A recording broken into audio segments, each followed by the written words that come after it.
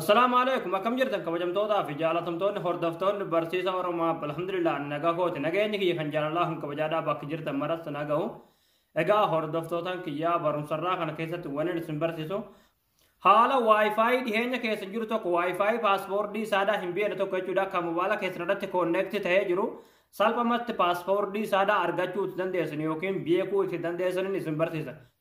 Egaa daawwattoota kiyya gamba barumsaatiin darbuun duratti warroon YouTube channel kiyyaaf haarawwataa tan baga nagaan dhuftan jecha YouTube channel keenya subscribe godhachuun dagatinaadha.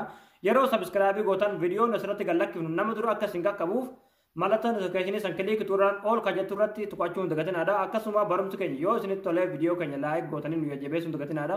Barumsaan garraadhaa isin darbee YouTube channel kiyya jala seenuudhaan argachuu ni dandeessanii akkasuma gaafii gargaraadhaa qabaatan komentii irratti nu barreessaa. Egaa gamanumaan hanga barumsaan dabarsaa hanga xumuratti na faana turaan hordofaa isiniin jedha.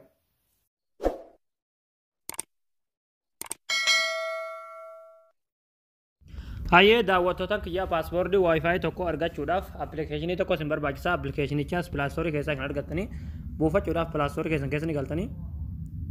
Egaa achi booda haala kanaan bakka seerchiin irratti jechuudha QR code iskaanar kajoo kana ni barreessitanii.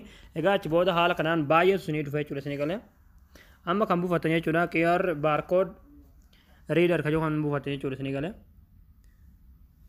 Amma ani buufadhee waan qabuufu yeroo buufattanii raawwatan jechuudha keessaa baatan jechuudha. Amma waan gootan jechuudha jawwaala keessan matarraa gadi buttaniiti waayifaayi keessan ilaaltan jechuudha isin galee.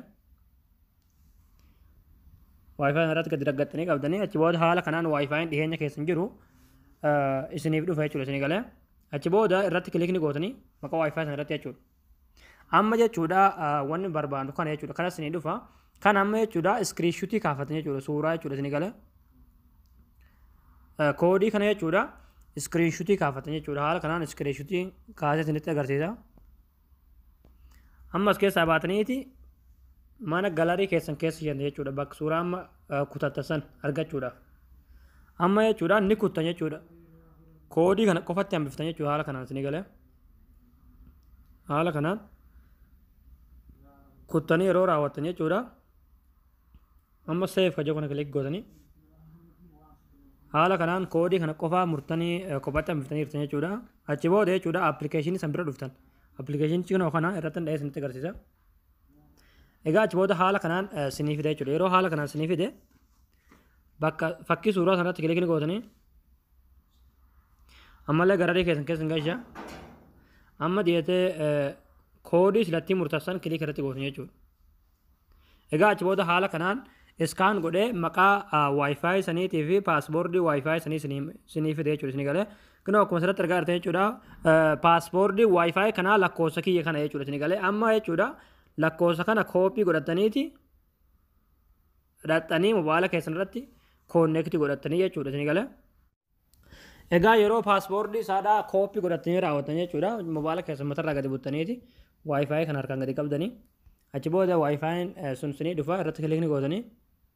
Amma jechuudha intar paaspoortii kajoo kana irratti harkaan gadi raggattaniiti peest kajoo kana kilik irratti gootanii haala kanaan sinii dhufee jira jechuudha paaspoortii argattanii jettanii koonneektii kilik gootu jechuudha.